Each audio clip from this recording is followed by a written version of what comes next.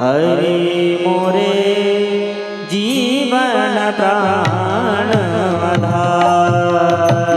हरि मोरे जीवन प्राण आधार। हरि मोरे जीवन प्राण आधार।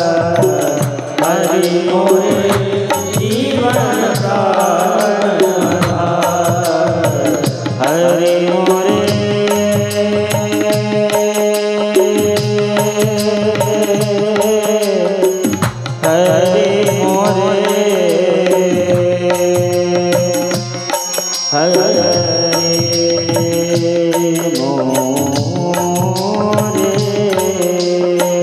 हरि मोरे जीवन प्राण आधार।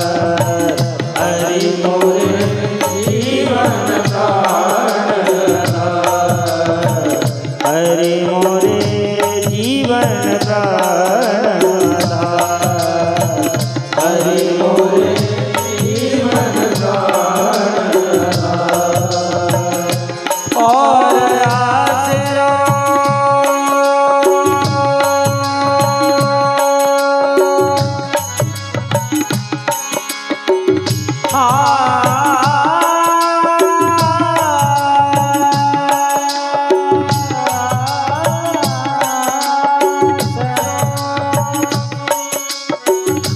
और आसरो नाही तुम बिन। और आसरो नाही तुम बिन। और आसरो नाही तुम बिन। और आसरो नाही तुम बिन।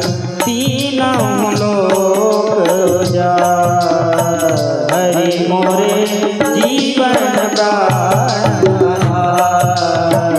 हरि मोरे जीवन प्राण आधार। हरि मोरे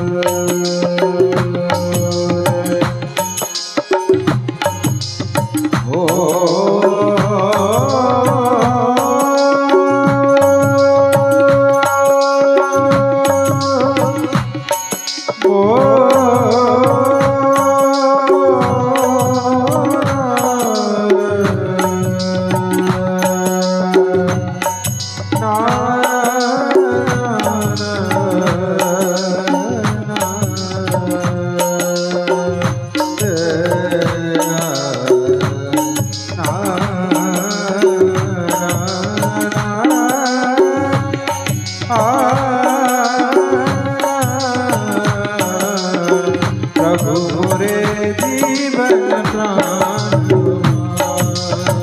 हरि मोरे जीवन प्राण आधार। हरि मोरे जीवन प्राण आधार। आप बिना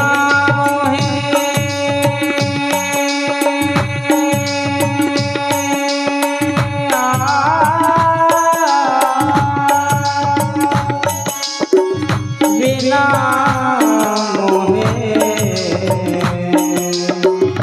आप बिना मोहे कछु न सुहावे। आप बिना मोहे कछु न सुहावे। आप बिना मोहे कछु न सुहावे। आप बिना मोहे कछु न सुहावे। निरखो सब संसार। हरि मोरे जीवन प्राण आधार। हरि मोरे जीवन प्राण आधार। हरि मोरे जीवन प्राण आधार। हरि मोरे जीवन प्राण आधार। सहज मनोहर मूरति को कोटि सरल चरण तक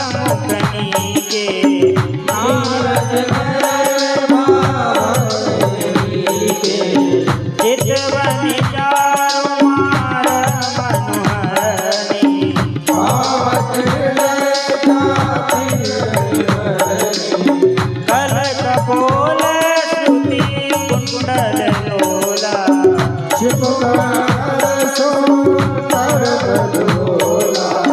निरीक्षो सब संसार हरि मोरे जीवन प्राण आधार हरि मोरे जीवन प्राण हरि मोरे जीवन प्राण आधार हरि मोरे जीवन प्राण आधार मीरा कहे मैं दासिया पकी मीरा कहे दासिया पकी मीरा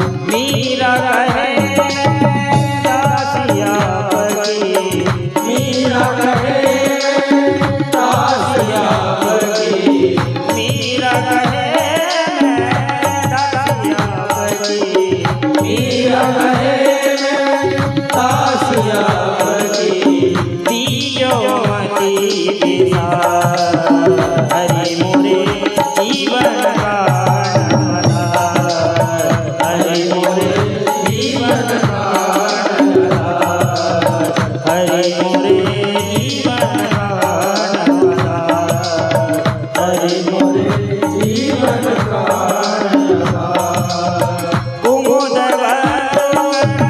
निंदक हासा रघुकुल विकट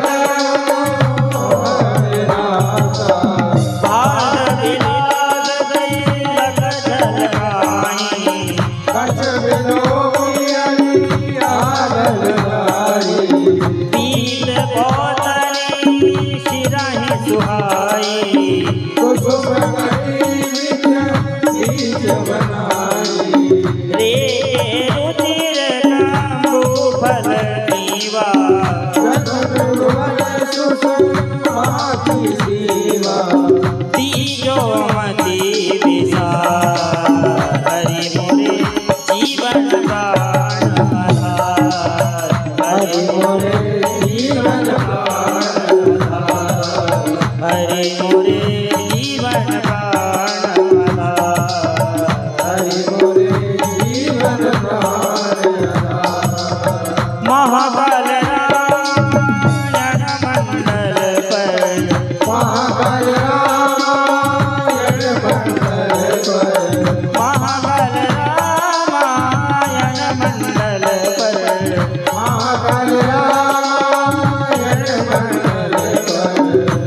जो कृपा हरि हम भगतन पर की जो कृपा हरि हम भगतन पर की जो कृपा हरि हम भगतन पर की जो कृपा हरि हम भगतन पर दीजो ज्ञान अपार हरि मोरे जीवन प्राण आधार हरि मोरे जीवन प्राण आधार हरि मोरे जीवन प्राण आधार हरि मोरे जीवन प्राण आधार गुंजर मणि कंठा कलितामा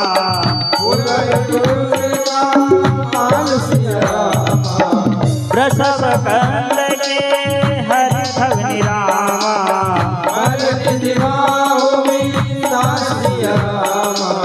दीजो ज्ञान अपार हरि मोरे जीवन प्राण आधार हरि मोरे जीवन प्राण आधार हरि मोरे जीवन प्राण आधार हरि मोरे जीवन प्राण आधार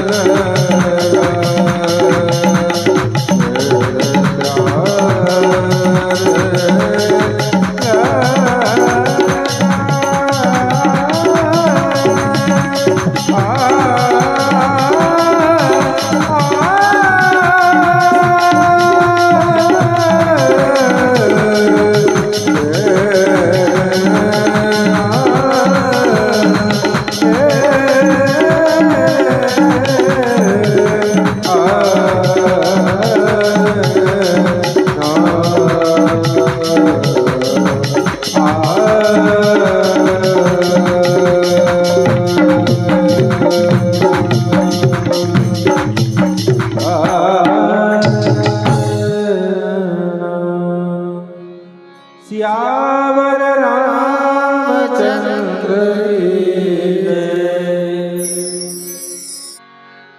पायो जी मैंने राम रतन धन पायो, पायो जी मैंने राम रतन धन पायो, पायो जी मैंने राम रतन धन पायो, पायो जी मैंने राम रतन धन पायो, पायो मैं राम रतन धन पायो, पायो जी मैंने राम रतन धन पायो, पायो जी मैंने राम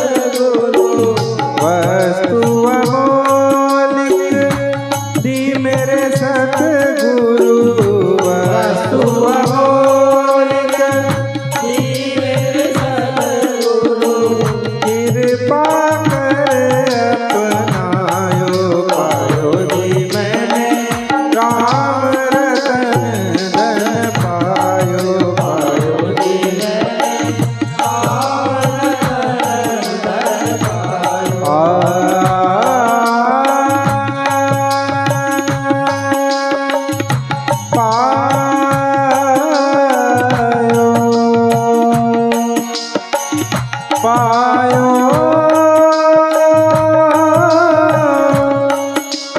पाया पायो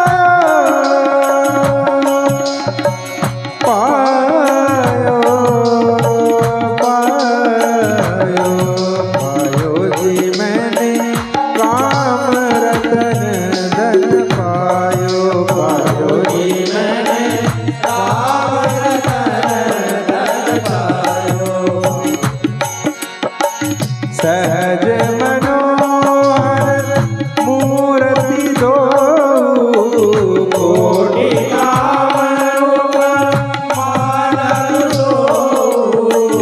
शरद चंदन निंदक मुखनी के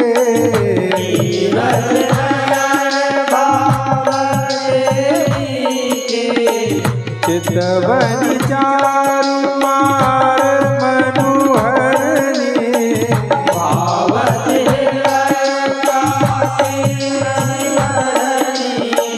कल कपोल श्रुति कुंडल लोरा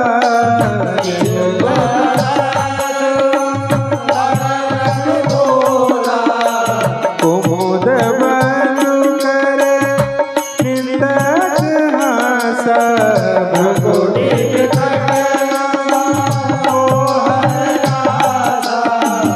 हाल विशाल तिलक झनकाई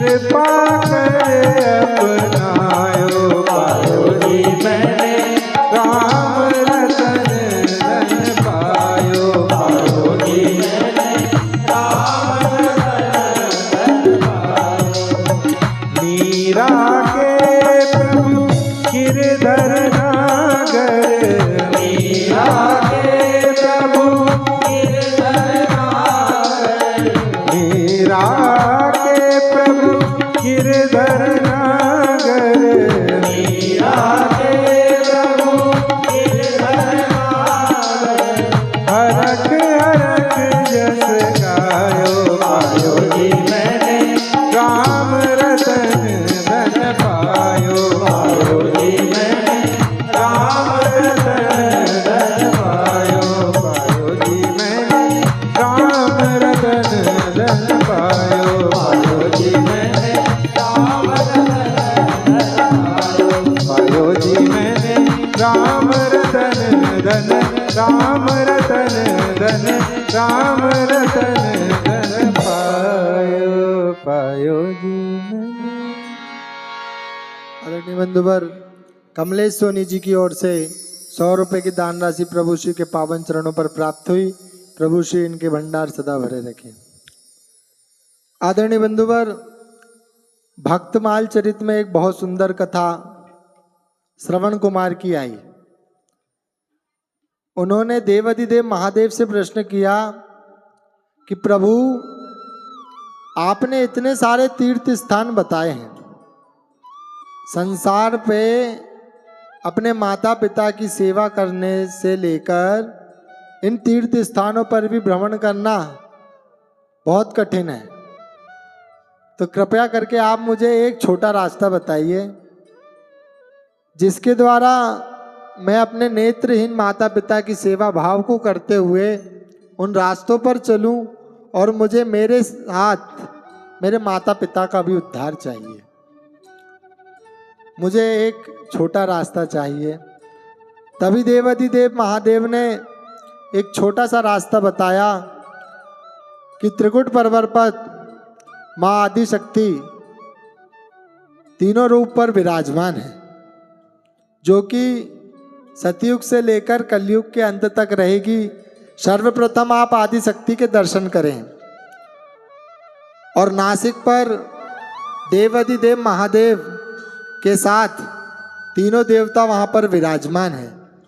द्वितीय में आप महादेव का दर्शन करें और शिव शक्ति के दर्शन के पश्चात आप गंगा नदी पर अपने माता पिता के साथ स्नान कर लें। यदि आप ये तीनों कर्म एक साथ करते हैं तो समस्त तीर्थों का फल आपको गंगा नदी के स्नान के स्वरूप पर प्राप्त हो जाता है। ऐसा मार्ग देवाधिदेव महादेव के द्वारा श्रवण कुमार को बताया गया और वह उसी कार्य के लिए अपने माता पिता को लेकर जा रहे थे। और आगे की कथा तो आप गुरु जी के मुखारबिंद से श्रवण करेंगे ही। आदरणीय बंधुवर, बहुत सुंदर कथा हम सभी के समक्ष रखे हमारे मंडल के वरिष्ठ टीकाकार महोदय आदरणीय श्री देवेंद्र जी सोनी जी ने, और द्वितीय दोहे की कथा को हम सभी के सम्मुख रखेंगे मंडल के ही वरिष्ठ टीकाकार महोदय आदरणीय श्री गुरुदेव हड़तालकर जी के मुखारबिंद से।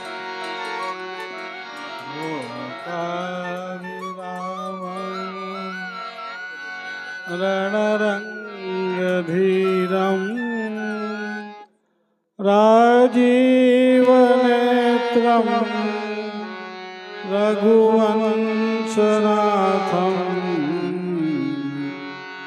कारुण्यरूपं करुणाकरन्तं श्रीरामदूतं शरणं प्रपद्ये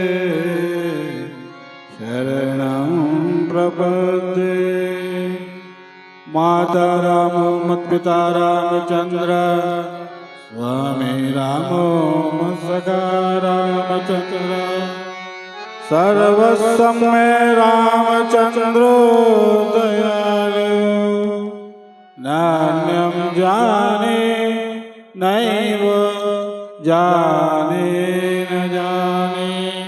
बोलिए सियावल रामचंद्र की जय। प्रातः स्मरणीय पूज्य गुरुदेव संत समाज निभूदेव भाविक भक्तों, भक्ति शक्ति स्वरूपा माता बहनों, प्रसंग बालकांड का है और मेरे प्रभु रामचंद्र जी धनुष यज्ञ शाला को देखने के लिए जा रहे हैं, लेकिन उनको देखने के लिए जनकवासी इतने आतुर है कि उनको क्या बोलते मतलब यज्ञशाला में भी आने में बड़ा कठिन परिश्रम करना पड़ा मेरे प्रभु रामचंद्र जी को। कहाँ पर जाने के लिए? यज्ञशाला में जाने के लिए। आप लोग किसी भी कार्यस्थल पे जाते हैं तो सभी प्रकार से बन ठन करके जाते हैं, लेकिन मेरे प्रभु रामचंद्र जी इतने प्रतिबंधित है कि वो अपने मन से कुछ कर नहीं सकते। कौन नहीं कर सकता?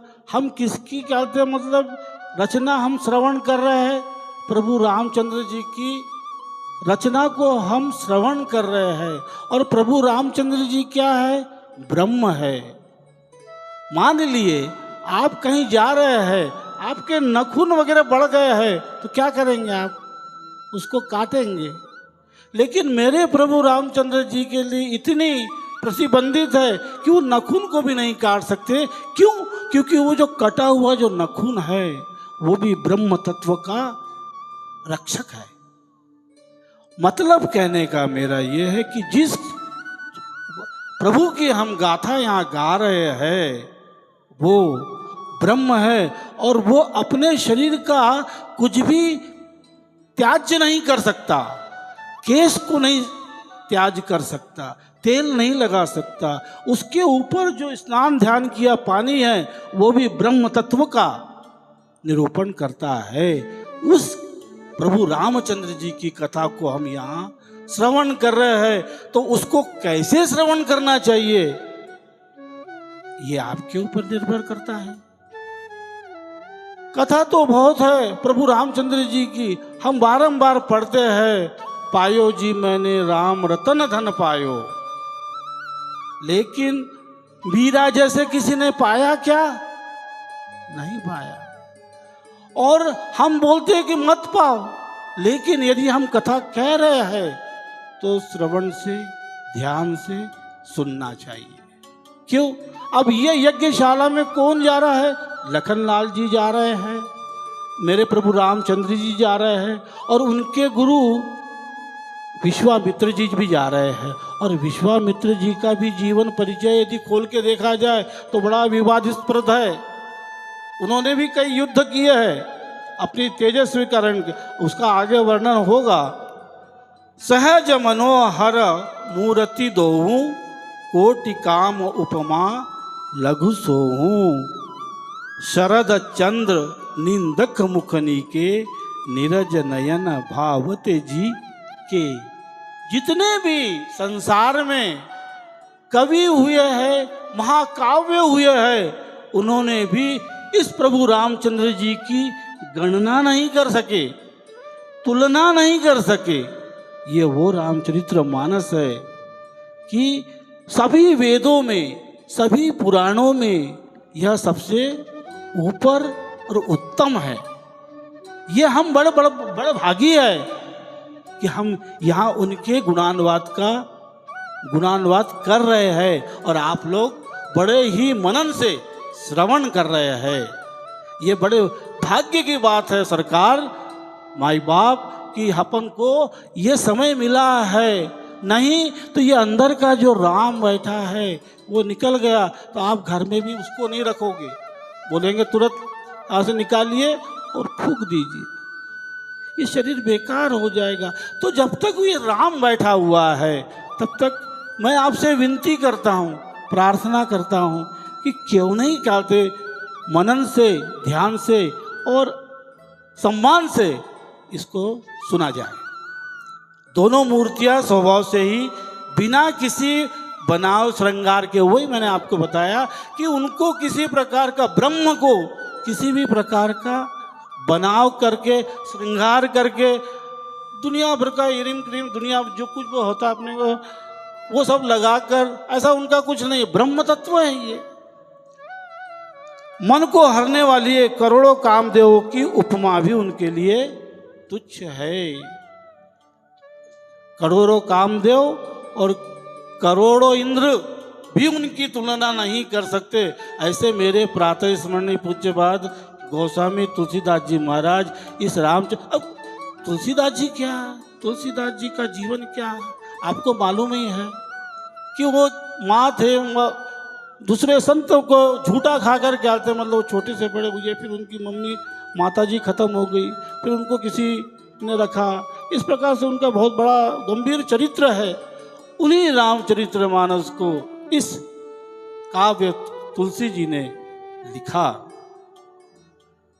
उनके सुंदर मुख शरद पूर्णिमा के चंद्रमा की भी निंदा करने वाले, उसे नीचा दिखाने वाले हैं और कमल के समान नेत्र मन को बहुत ही भाते हैं।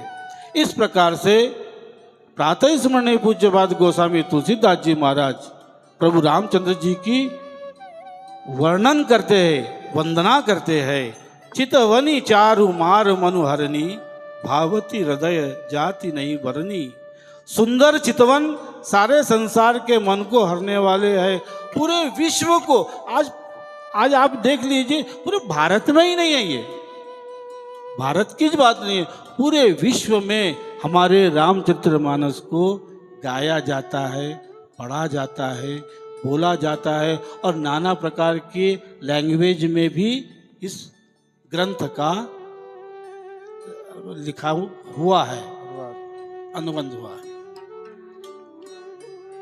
कामदेव के भी मन को हरने वाली है, वह हृदय की बहुत ही प्यारी लगती है। और इस रामचरितमानस का एक एक शब्द गोस्वामी तुलसीदास जी महाराज ने इतने प्रेम पूर्वक लिखा है और इतनी सरल भाषा में लिखा है कि उनको मालूम था कि मेरे भक्तों को ये बिल्कुल सहज होना चाहिए, सहज समझ में आ जाना चाहिए और इसका गुणानुवाद करो। पहले तो वाल्मीकि जी की जो रामायण है उसमें वो संस्कृत में लिखा हुआ था, लेकिन संस्कृत को हम हिंदी से नहीं पढ़ रहे, तो संस्कृत कहाँ से पढ़ेंगे? इसीलिए प्रातः स्मरणीय पूज्यपाद गोस्वामी तुलसीदास जी महाराज ने इसको अपनी बिल्कुल सरलतम भाषा में लिखा है, जिससे मेरे भक्त इस प्रभु रामचंद्र जी की गाथा को गा सके। कुमुद बंधु कर निंदक हासा, भुगटी विकट मनोहर नासा। हंसी तो गोस्वामी तुलसीदास जी महाराज ने चंद्रमा की उपमा, पूर्णिमा की उपमा, पूरे संसार के तारे, पूरे ब्रह्मांड की तुलना प्रभु रामचंद्र जी से करना चाहा, लेकिन उसमें कोई पार नहीं पार पाया। ऐसा गोस्वामी तुलसीदास जी महाराज रामचरितमानस में लिखते हैं। हंसी चंद्रमा की किरणों का तिरस्कार करने वाली है, बोहे टेढ़ी और नासिका मनोहर है, ऊंचे चौड़े ललट पर तिलक झलक रहे हैं, दीप्तमान हो रहे हैं, काले घुंघराले बालों को देखकर भौरों की पंक्तियां भी लजा जाती है।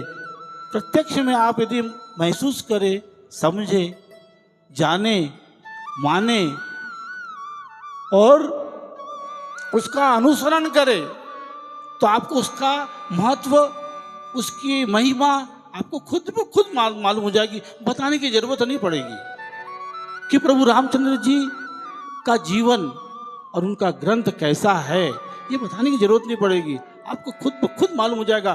कम से कम 2-4 चौपाइया मैं आप लोगों से सभी से क्या निवेदन करता हूँ, रोज पढ़ना चाहिए।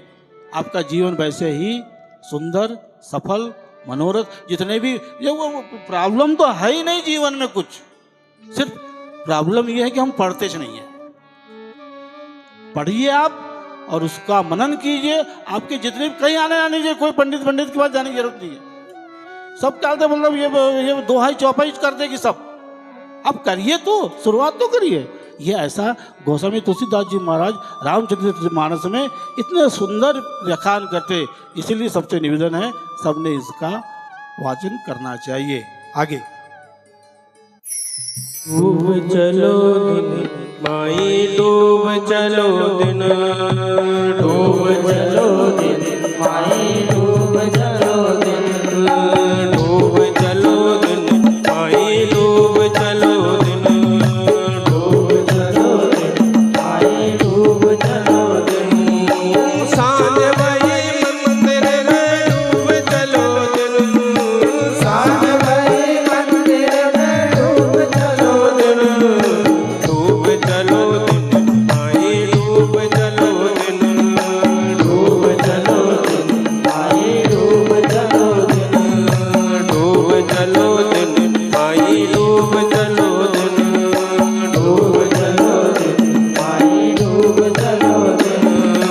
काहे के मैया पीला बने है, काहे के मैया तेरा बने है, काहे के मैया पीला बने है, काहे के मैया तेरा बने है, काहे की डोरी लाग गोरी मैया, डूब चलो दिन माई, डूब चलो दिन, डूब चलो दिन माई, डूब चलो दिन।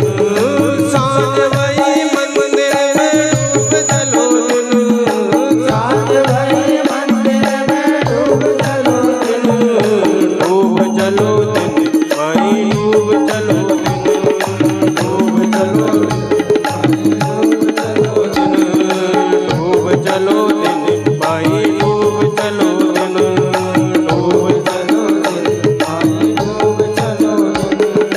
सीता चिरानी जिंगई सुहाई, सोन कली बिच बीज बनाई, बास सिर कब बल देवलीवा, त्रिभुवन सुसभाई सेवा, सुंदर मणि कण बल दे रामा,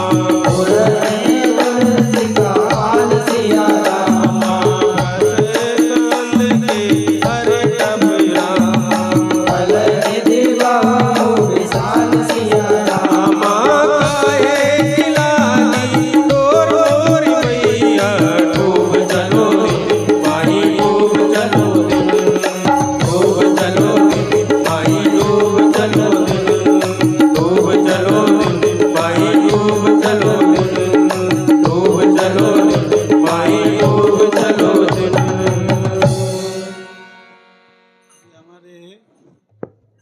अभी हमारे गुरुजी ने बताया कि आपकी नजरें कैसी रहना चाहिए, जैसा देखोगे वैसा पाओगे, ऐसा कहते गुरुजी ने बोला। और इसीलिए बोला क्योंकि प्रभु रामचंद्र जी भी यहाँ पर बैठ के अभी सुन रहे हैं। सज्जनों, आप उदाहरण लीजिए, हमारी 2 आंख है, 2 कान है, 1 नाक है, 1 गला है, 2 हाथ है, इसके ऊपर यदि कोई तीसरा यदि हो जाए तो आपको यदि आप यदि देख लेंगे उसको तो घबरा जाएंगे आप, अरे ये कौन आ गया। इसीलिए प्रभु रामचंद्र जी ने इस शरीर को, पंच तत्व को इतना सुंदर बनाया है कि जिससे कोई डरेगा नहीं, और उनके दर्शन करने के लिए आपको बहुत ही जन्म लेना पड़ेगा, वो दिखेंगे नहीं। लेकिन अब साधारण सा एक उदाहरण ले लीजिए, आप भोजन करते हैं तो जैसे हम कहते हैं, मैं ब्राह्मण हूं, मैं कहता हूं सूर्य को अर्घ दे दो, तो फिर आपने सुना, मैंने बोला, आपने करना चालू कर दिया। लेकिन मैं तो ये बोलता हूँ कि सूर्य को अर्घ रोज देना चाहिए, और अग्नि को भी क्या कहते रोज उसकी उपासना करना चाहिए। क्यों? हम सूर्य को अर्घ देते हैं और पेट के अंदर तुम्हारे खाने को कौन पचा रहा है? अग्नि पचा रही है। पेट के अंदर अग्नि है, उसको कौन पचा रहा है? अग्नि पचा रही है। तुमने जो भोजन किया है उसको अग्नि पचा रही है। और यदि वो वहां अग्नि नहीं रहेगी तो फिर आपको तो डॉक्टर के पास ही जाना पड़ेगा। डॉक्टर के अलावा दूसरा, और डॉक्टर भी बोलेगा आखिरी में राम का नाम लीजिए और रहिए। और मैंने, मेरे को जितना करना था मैंने कर दिया, वो भी हाथ खड़ा कर दिया। तुम लाखों करोड़ों रुपए दुनिया भर का लुटा दो, कुछ नहीं, आखिरी में वो हाथ खड़े कर देगा, बोलेगा अब भगवान के ऊपर देख लो भैया जो कुछ करना है। भगवान ने तुमसे 1 रुपया भी नहीं लिया, तो फिर बैठे बैठे अपन चौपाई बोलने में दिक्कत क्या है? उनका अनुसरण करने में अपना जाता क्या है? इसीलिए मेरे प्रभु रामचंद्र जी सगुण रूप में नहीं है, वो निर्गुण रूप में यहाँ पे मौजूद है और मेरी शब्दों को, मेरी वाणी को सुन रहे हैं। क्यों? क्योंकि उनका एक भक्त आजू बाजू कहीं बैठे ही होंगे, हनुमान जी महाराज, वो सुनते ही रहते हैं। और फिर उनका तो ऐसा है कि ये इसमें एक शब्द भी आप गलत नहीं बोल सकते सरकार। और नहीं तो हनुमान जी महाराज, वो कालनेमी नहीं, कालनेमी ने उनको ठगने की कोशिश किया हनुमान जी को, तो उन्हीं को पछाड़ के उसको ही समाप्त कर दिए। ऐसी कथा है आगे। कालनेमी था, उन्होंने क्या बोलते रावण को, अपने हनुमान जी महाराज को ठगने का कोशिश किया। ऐसा क्या बोले, तुम मेरे को ठग रहे थे, उन्होंने क्या बोलते उसको कोई समाप्त कर दिया।